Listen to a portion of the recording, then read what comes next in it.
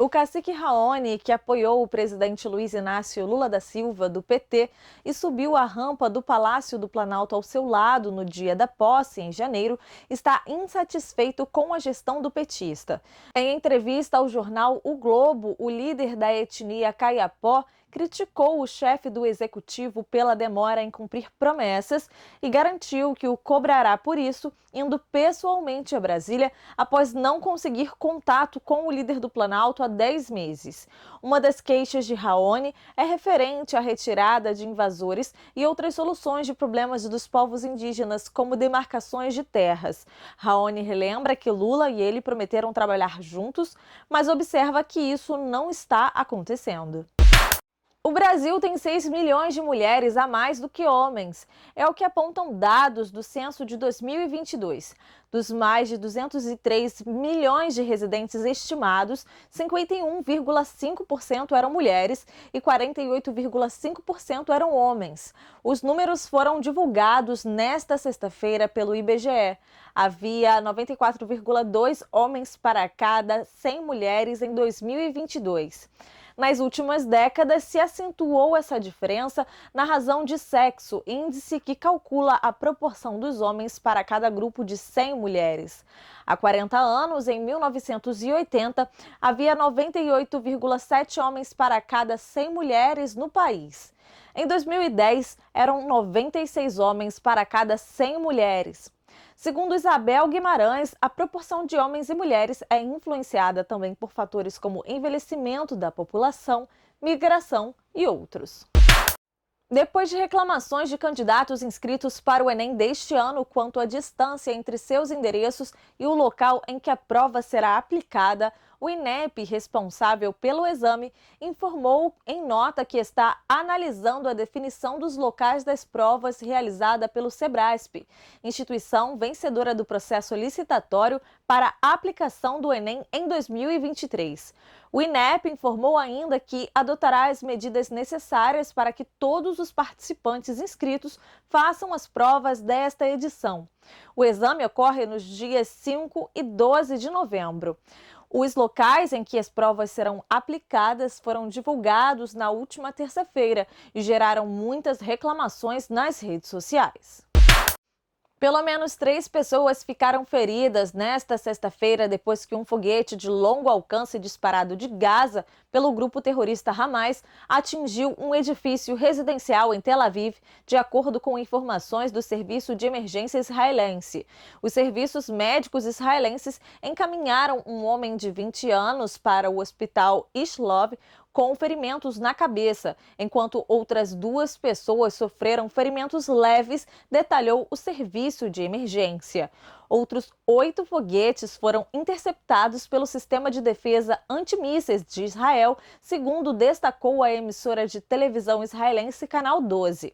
Sirenes de ataque aéreo soaram em Tel Aviv e nos arredores, bem como na área central de Israel, mais próxima da faixa de Gaza, afirmou o exército israelense.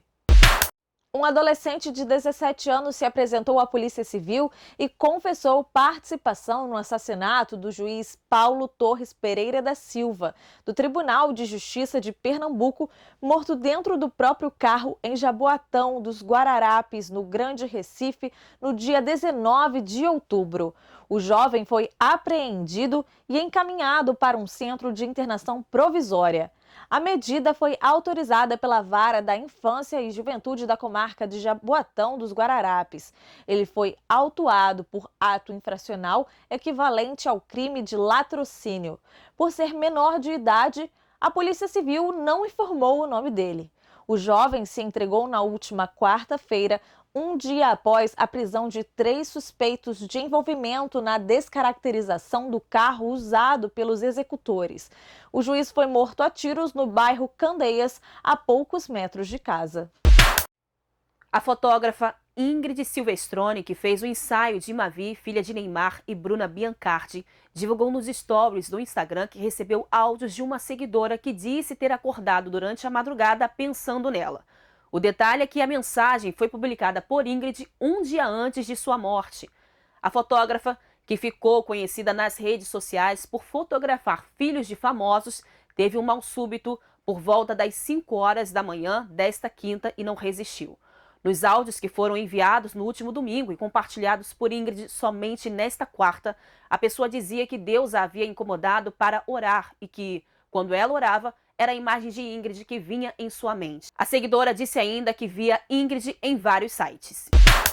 Uma idosa foi levada pela correnteza na manhã desta quinta-feira em Duque de Caxias, no Rio de Janeiro, após parte da casa dela ceder em meio a uma tempestade que caiu na região metropolitana do Rio. Desde então, o Corpo de Bombeiros realiza buscas para tentar encontrar a mulher identificada como Maria do Carmo Basílio, de 78 anos.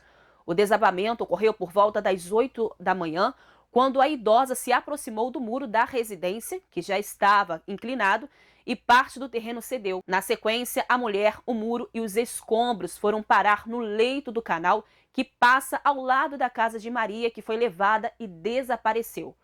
Os bombeiros foram acionados mais de uma hora após o ocorrido, por volta das 9h40 da manhã. Vizinhos relataram que a situação só foi notada por causa do muro, já que Maria vivia sozinha em casa.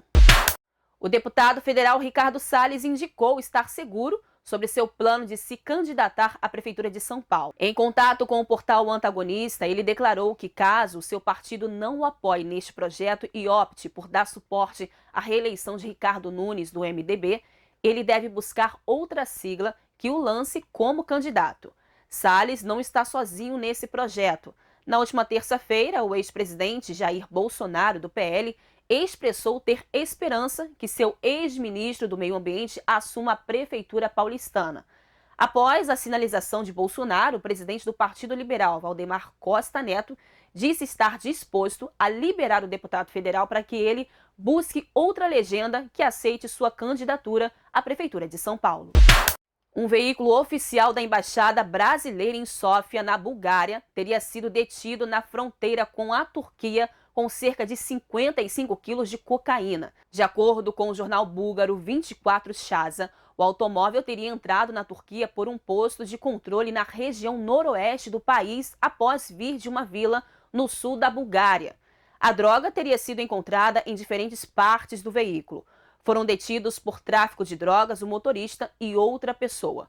Sobre o caso, a Embaixada Brasileira na Bulgária afirmou que identificou a falta de um carro oficial e notificou as autoridades búlgaras. O Itamaraty, por sua vez, confirmou que o veículo foi furtado das dependências da embaixada por um funcionário local de nacionalidade búlgara e disse que o ato criminoso não teve a participação de qualquer integrante do Serviço Exterior brasileiro.